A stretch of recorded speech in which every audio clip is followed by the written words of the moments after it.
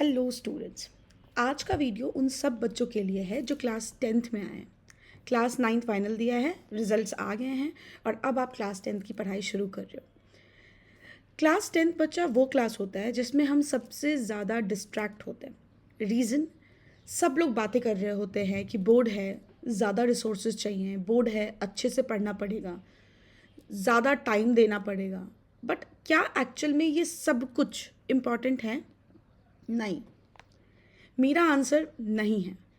इस वीडियो में आप बने रहिए फॉर 5 to 7 मिनट और आप देखना आपके सारे डाउट, सारे क्वेश्चन हम 1 by 1 रिजॉल्व करेंगे। ओके? तो सबसे बड़ा फियर क्या है पता है?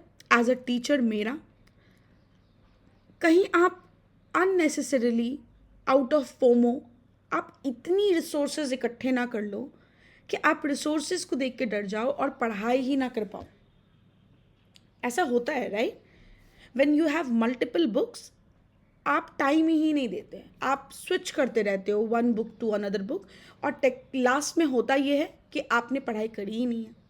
तो अगर आपका स्टडी टेबल कुछ इस तरीके का दिख रहा है तो बेटा वेट करो और चेक करो कि हम इसको कैसे कम कर सकते हैं।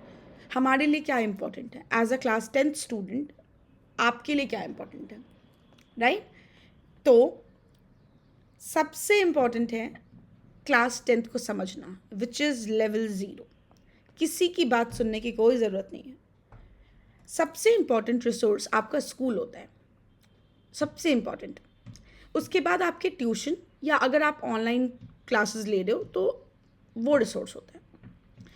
इन तीनों में से किसी एक की बात मानो, सबकी मानने की ज़रूरत नहीं है, किसी एक सिंगल पर्सन की बात मानो और जो भी कंटेंट डिलीवर हो रहा है, जो भी लेक्चर्स आप सुन रहे हो, उन लेक्चर्स को घर आके अपने एनसीईआरटी बुक से पढ़ो।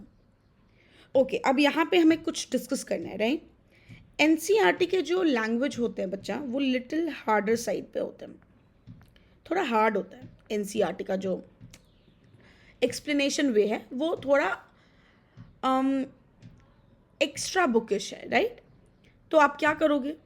तो ऑप्शन ये होता है बच्चा कि जैसे आपने इन तीनों में से किसी एक जगह पे लेक्चर अटेंड कर लिया है, इमेजिन आपने लाइफ प्रोसेस का लेक्चर अटेंड किया है, बायो का फर्स्ट चैप्टर आपने लेक्चर अटेंड करा, आपने एक टॉपिक पढ़ा विच इज़ न्यूट्रिशन। एनसीईआरटी से सिर्फ रीड कर लो, don't try to figure it out कि सब कुछ समझ आना चाहिए। बस एक रीडिंग इंपॉर्टेंट है जिससे आपको टॉपिक्स पता चल जाएंगे कि हमको कौन कौन से टॉपिक पे स्टिक करना है। रीडिंग कर लिया, अब आओ अपने ऑनलाइन लेक्चर पे, और अगर आप ट्यूशन जाते हो तो ट्यूशन। मैं ऑनलाइन लेक्चर पे स्टिक कर रही हूँ अभी, ठीक है? तो अगर आपने अपने टीचर से वो टॉपिक पढ़ लिया है, वापस सेकेंड टाइम पढ़ लिया है, तो यहाँ पे आप कोशिश करो टू मेक नोट्स और free handed notes. Don't like कि जो भी वो पढ़ा रहे वो सब उतारो। फ्री हैंडेड मीन्स कि उन्होंने 5 मिनट में क्या पढ़ाया है वो आप समराइज कर लो, ठीक है? अगर आप हार्ड वर्किंग बच्चे हो तो मैं सजेस्ट करूंगी कि इसके बाद आप वापस अपने एनसीईआरटी पे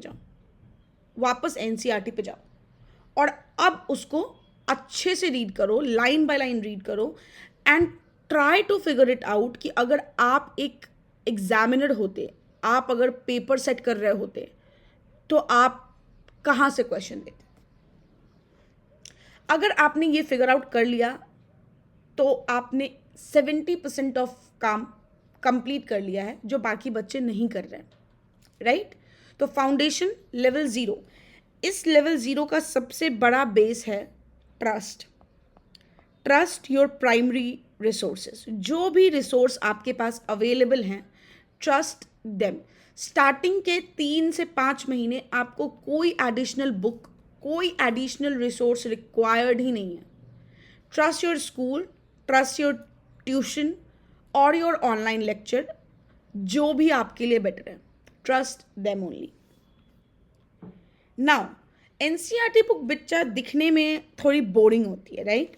सी दिस, अभी तो थोड़ा अपग्रेड हुआ है, तो दिस बुक इज, इसके अंदर का कंटेंट पढ़ना ना थोड़ा बोरिंग होता है because less colours, right?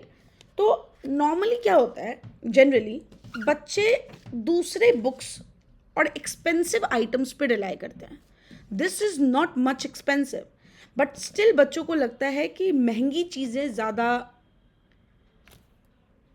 Important है टू बाय, और उनसे ही क्वेश्चन आते हैं. ऐसा कुछ नहीं है बच्चा. आपके लिए ये किताब बाइबल है, आपके लिए ये किताब बेस है. आप इसको छोड़ के कुछ नहीं पढ़ सकते. तो इसको कैसे पढ़ना है? ये तो दिखने में ही बहुत अजीब दिखती है मैम, इसको कंप्लीट कैसे करूं? तो इसको जब आपने ये वाला काम कर लिया है, ये पार्ट आपने कर लिया है, लेवल 0 आपने फाउंडेशन बिल्डअप कर लिया है, तब आप एनसीईआरटी पे जब दूसरी बार वापस आते हो ना, first time do not underline anything in your book. Reason behind is कि आप जब फर्स्ट टाइम पढ़ते हो आपको सब कुछ इंपॉर्टेंट लगता है. ईच पैरा, ईच लाइन आपको लगेगा कि यहीं से क्वेश्चन आएगा. नहीं, जब आपने लेक्चर देख लिया है, लेक्चर सुन लिया है, आपने एक शॉर्ट नोट बना लिया है लेक्चर का, then come back to NCERT. Because without NCERT तो मार्क्स आना इज लाइक वेरी टफ. आप लकीली कुछ पढ़ के या रट के एग्जाम में पास हो जाओ, बट अगर आप डीप डाउन नॉलेज चाहते हो तो आपको एनसीईआरटी पढ़ना पड़ेगा. ओके, कैसे पढ़ना है वो मैं बताती हूँ. देखो, अगर एक पैरा आपने पढ़ लिया है, 1 पैराग्राफ अगर आपने पढ़ लिया है, तो अभी मैंने क्या बताया था? Try to interrogate each line. आप उस लाइन से क्वेश्चन पूछो, उस लाइन से क्वेश्चन पूछो कि तू आएगा एग्जाम में, और आएगा तो कैसे आएगा. तो अगर आपने क्वेश्चंस पूछे तो आपको कुछ important question, even you can write the silly questions, right, मतलब एकदम बेसिक क्वेश्चन, जैसे मीथेन का फुल फॉर्म क्या होता है, मीथेन का कंपाउंड वो क्या होता है, CH4, राइट. तो आप वो भी क्वेश्चन लिख सकते हो कि केमिकल फॉर्मूला ऑफ मीथेन क्या होता है. दिस काइंड ऑफ क्वेश्चन आप 1 मार्कर, 2 मार्कर, 3 मार्कर खुद से एक्सट्रैक्ट करो बिफोर यूजिंग एनी बुक. अगर आपने ये कर लिया, अगर आपने एनसीईआरटी बुक के जो साइड्स होते हैं उनमें क्वेश्चंस लिख दिए हैं, उनमें क्वेश्चंस लिख दिए हैं, और उन क्वेश्चन का आंसर आप कर पा रहे हो, उन क्वेश्चन का आंसर आप कर पा रहे हो, तो आप बहुत बेटर साइड पे हो. आपको एक्स्ट्रा कुछ बाय करने की अभी ज़रूरत नहीं है, कुछ भी मत बाय करना. ठीक है. नेक्स्ट इज अभी भी हम एनसीईआरटी पे हैं.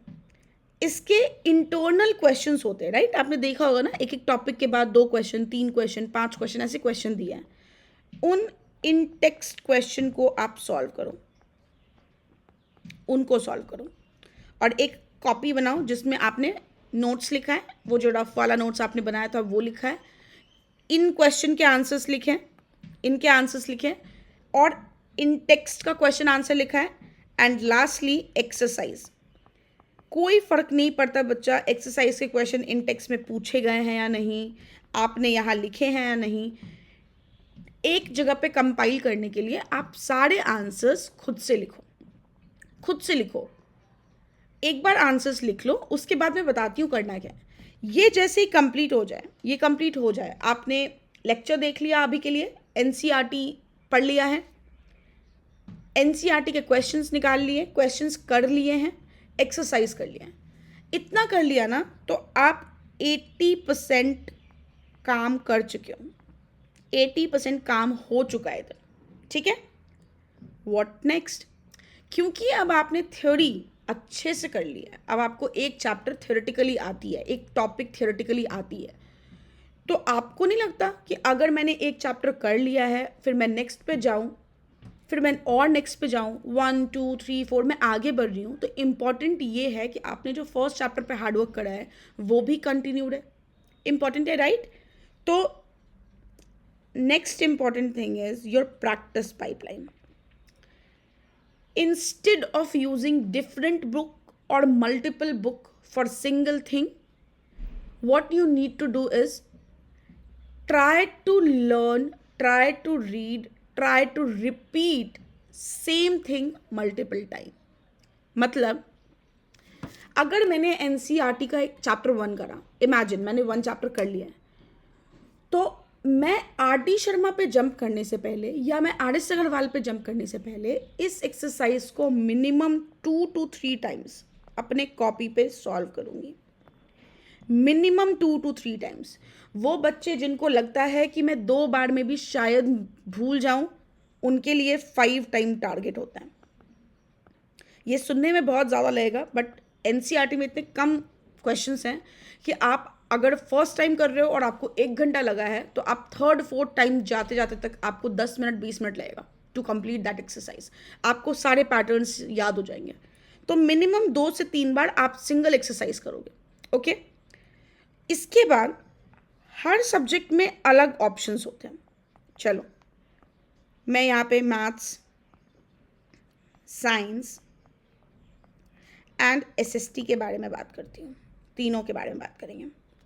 मैथ्स के लिए क्या रिसोर्सेज इंपॉर्टेंट है, आप कैसे प्रैक्टिस कर सकते हो, साइंस के लिए क्या इंपॉर्टेंट है, एंड एसएसटी के लिए क्या इंपॉर्टेंट है। साइंस, एसएसटी हम बाद में डिस्कस करते हैं, सबसे पहले मैथ्स डिस्कस करते हैं, बिकॉज बहुत स्कोरिंग है और आप इजीली इसमें 80 आउट ऑफ 80 ला सकते हैं। 100% मार्क्स आ सकते हैं बहुत इजीली अगर आपने प्रैक्टिस पाइपलाइन को फॉलो करा। क्या है प्रैक्टिस पाइपलाइन? सी दिस बच्चा, दिस इज योर बाइबल जिसको आपको 2 से 3 बार सॉल्व करना है। इसके बाद this is the book, NCERT exemplar. Book by करने की बिल्कुल ज़रूरत नहीं है। अगर आपको लग रहा है कि ये बाय करना पड़ेगा, डोंट बाय। इसका पीडीएफ सीबीएसई के साइट पे है, एनसीईआरटी के साइट पे एक्चुअली। आप जाओ, आप एक एक चैप्टर का पीडीएफ डाउनलोड करो। अगर आपका लोकल शॉप है, कुछ है जहाँ से प्रिंट आउट ले सकते हो, प्रिंट आउट ले लो, बिकॉज पीडीएफ से पढ़ना लिटरली थोड़ा टफ है, तो प्रिंट आउट ले लो and try to solve each question. सब क्वेश्चन को सॉल्व करो। सबसे पहले एनसीईआरटी, फिर एग्जाम्पलर। ये दोनों करके वो बच्चे अच्छा स्कोर कर सकते हैं जिनको आगे मैथ्स कंटिन्यू नहीं करना है। जिनको कंटिन्यू नहीं करना मतलब जिनको पीसीबी लेना है, जिनको ह्यूमैनिटीज़ लेना है, वो बच्चे सिर्फ इस पे स्टिक करें और पीवाईक्यूज पे स्टिक करें।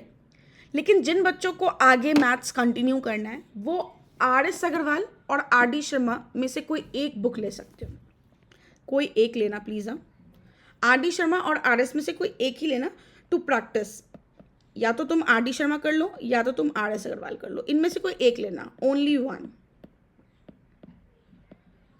ठीक है, ये कर लेना, इसके सारे एग्जाम्पल्स कर लेना। अगर आपके पास कम टाइम है और आप ज़्यादा कंटेंट कवर करना चाहते हो कम टाइम में, तो डोंट यूज़ पूरा बुक, आप इसके एग्जाम्पल्स कर लेना। ठीक है, अगर इसके बाद भी आपको लगता है कि मुझे और क्वेश्चन प्रैक्टिस करने हैं, multiple kind of question practice करना है, then you go to this book, ML Agarwal.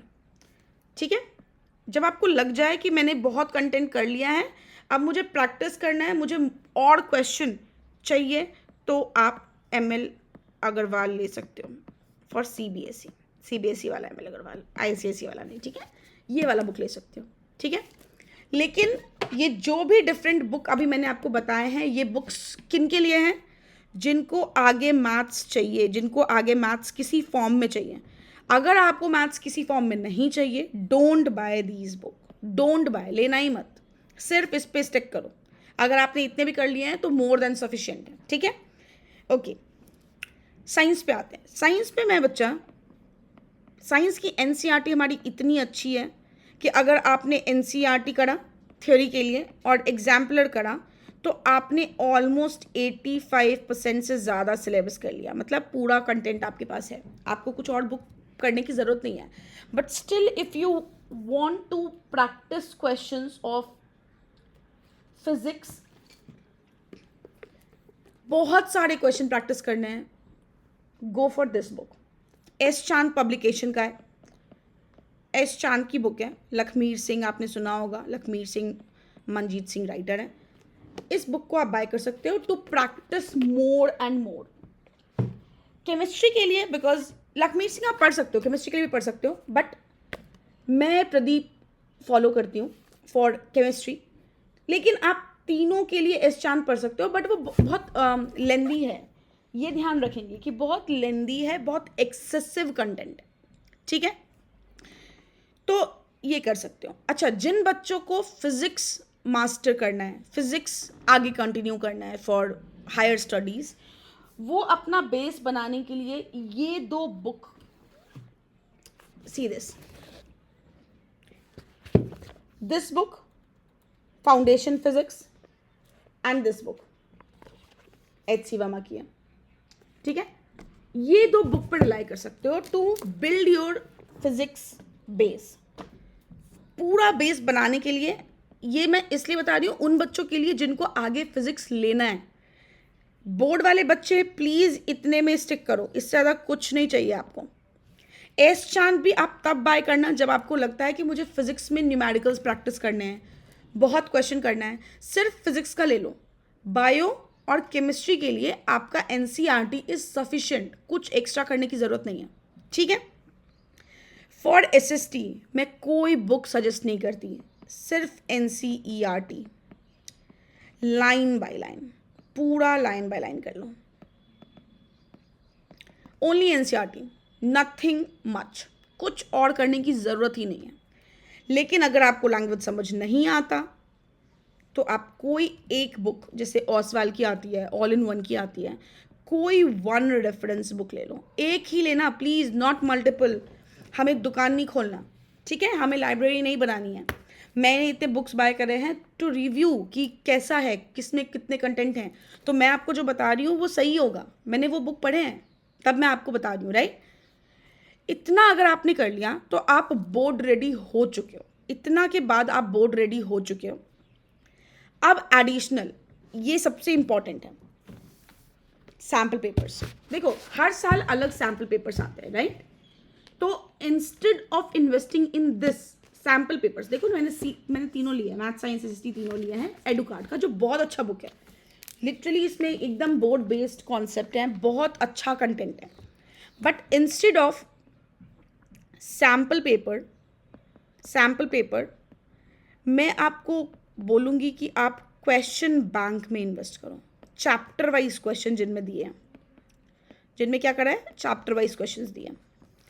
क्यों बच्चा, वो समझो। जब आपने फर्स्ट चैप्टर करा, लाइफ प्रोसेस हो गया, आप उस क्वेश्चन बैंक को उठाओ और उसी दिन उसके क्वेश्चंस लगाओ खुद से। डोंट यूज गूगल और फोन वोन, कुछ देखने की जरूरत नहीं है, खुद से बैठ के क्वेश्चंस लगाओ। वापस खुद से उसके आंसर्स में से चेक करो कि तुमने कितने करेक्ट करे, then go back to that point again, वापस क्वेश्चंस लगाओ। अगर आपने इसी मेथड को रिपीट करा, NCERT, exemplar, any practice book, question bank, इसी को आपने सब चैप्टर के लिए सेम मेथड यूज करा, मैं गारंटीड कह रही हूँ 10 to 15 डेज आप अगर एक चैप्टर को दे रहे हो, that is more than sufficient, आपको कुछ करने की जरूरत नहीं है। उसके बाद आप क्या करोगे, वीकली बस रिविजन करना, जो भी आपने कॉपी में लिखा है, रिवाइज दैट क्वेश्चंस, खूब प्रैक्टिस करो, खूब क्वेश्चन प्रैक्टिस करो, ठीक है। That is your practice pipeline. अब आते हैं मेरे फेवरेट पैटर्न की तरफ, विच इज ग्रुप स्टडी। ये सिर्फ उन बच्चों के लिए हैं जो ईजिली डिस्ट्रैक्ट नहीं होते और जिनका फ्रेंड सर्कल बहुत अच्छा है, जैसे मेरा था इन 11th 12th, ओके। अगर आपका फ्रेंड सर्कल बहुत अच्छा है and they literally want to grow together, तो आप ये मेथड यूज़ कर सकते हो। ये मेरे लिए तो मैजिक की तरह काम कर रहा था। देखो क्या होता है ना, जैसे मैं टीचर हूँ तो शायद आप मुझसे बेसिक क्वेश्चन पूछने में हिचकिचाओगे, लेकिन अगर आप फ्रेंड हो, क्लोज फ्रेंड्स हो, और आपने कोई टॉपिक पढ़ाया अपने फ्रेंड को, तो वो आपसे ना एडिशन सब्ट्रैक्शन भी पूछ लेगा कि अरे भाई इसके आगे तूने क्या करा है, राइट। तो ग्रुप डिस्कशन में होता क्या है, आप 4 लोग 2 लोग एक साथ बैठे हो, कुछ भी हो सकता है, 2 लोग के भी ग्रुप हो सकते हैं, 3-4 लोग का भी हो सकता है, 4 लोग बैठे हो, एक चैप्टर लेके बैठो। जैसे मैथ्स में अगर आपने रियल नंबर लिया है, रियल नंबर लेके बैठो और सबको अलग अलग टाइप ऑफ क्वेश्चन दे दो कि तू रूट इरेशनल प्रूव करना सिखाएगा, तू LCM सिखाएगा, तू HCF सिखाएगा, और मैं उनके रिलेशन को समझाऊंगी। चारों को मिल गया काम, चारों को मिल गया। अब सब अपना अपना प्रेजेंटेशन दो, सब अपना अपना पार्ट समझाओ, अच्छे से समझाओ, मल्टीपल क्वेश्चन सॉल्व करके दिखाओ उन लोगों को, उनसे सॉल्व करवाओ और डाउट्स लो। जब आप डाउट लोगे तो आपका कॉन्फिडेंस बिल्ड होता है, ठीक है। खूब सारे डाउट्स लो, और बाकी 3 जो उस टाइम पे सुन रहे हैं, उनका काम है कि उस पर्टिकुलर टॉपिक से खूब सारे क्वेश्चन लेके आओ जो इससे करवाने हैं तुमको, सारे करवा लो। सेम थिंग वो तुमसे करवाए, और हम ऐसे ही तीनों चारों लोग क्या करें, ग्रुप में ये काम करते रहे। मैं गारंटीड कह रही हूँ 2x आपकी स्पीड फास्टर हो जाएगी, और आप लॉन्ग टर्म तक उस बात को दिमाग में रख पाओगे, आप भूलोगे नहीं, बिकॉज आपके फ्रेंड ने बताया। Okay, so this is the method for only for those people who have great friend circle, और जो लिटरली जनरली अपने फ्रेंड के साथ बैठ के डिस्ट्रैक्ट नहीं होते, which is very rare in your class, क्योंकि मेरे भी तो ऐसे फ्रेंड क्लास 11th-12th में बने थे, तो ये रेयर है। बट अगर आपके पास ऐसा कुछ है तो गो फॉर इट, ये बहुत इंपॉर्टेंट है। ठीक है, नाउ द फाइनल चेकलिस्ट। आपने एनसीईआरटी कर लिया है, आपने एग्जाम्पलर कर लिया है, आपने खुद से नोट्स लिखे हैं। Don't source notes from anyone, कहीं से देख के लिखने की ज़रूरत नहीं है, खुद से लिखे हैं। आपने नोट्स में करेक्शन करे हैं, आपने एनसीईआरटी के साइट्स में क्वेश्चन लिखे हैं जिनको आपने वापस सॉल्व करा है, आपने क्वेश्चन बैंक करा है। ठीक है, 3 part is done, you have done all these 3। Now the problem is this is the major problem. देखो होता क्या है ना बच्चा, मैं बताती हूँ। अभी लास्ट 2-3 ईयर्स बैक ना मैं बैंकिंग के लिए प्रिपेयर कर रही थी, तो मैं ऑनलाइन प्रिपेयर कर रही थी। मैंने कुछ एक्स्ट्रा रिसोर्स बाय नहीं करा था, मैंने कुछ टीचर्स को फॉलो करा था। तो जब आप ऑनलाइन पढ़ते हो ना, तो साइड में सेम कंटेंट आ रहा होता है, राइट, सेम कंटेंट आ रहा होता है, उससे रिलेटेड कंटेंट्स आ रहे होते हैं। तो जब मैं एक वीडियो देख रही हूँ तो मेरा ध्यान है कि वो साइड वाले वीडियो में क्या थंबनेल है, उसको टैप करो। उसने बताया कि ये वाला बुक बहुत इंपॉर्टेंट है, और पहले वाले ने बताया था कि ये वाला बुक बहुत इंपॉर्टेंट है। सो एज ए स्टूडेंट मुझे लगता था कि अगर मैंने ये वाला बुक नहीं करा तो गड़बड़ हो जाएगी, प्रॉब्लम होगा, तो ये वाला बुक भी ले लो, ये वाला बुक भी ले लो, अच्छा वो पीडीएफ भी डाउनलोड कर लेते हैं, अच्छा वो भी मैराथन इनरोल कर लेते हैं। होते होते आई एंड अप बाइंग अननेसेसरीली इतना सारा कंटेंट जिसको मैंने करा ही नहीं, लिटरली मेरा पूरा एक स्टडी टेबल बुक्स और नोट्स और वो पीडीएफ से भरा हुआ है जो हमने प्रिंट आउट ले लेके बैठ के हम कर रहे थे, बट मैंने वो पूरा कंप्लीट करा ही नहीं। इतनी मोटी क्वांट्स की बुक थी, मैंने वो भी नहीं करा। तो मुझे पता है एज अ स्टूडेंट भी कि इतना टफ होता है। If you and up buying 5 books you are not going to do 1।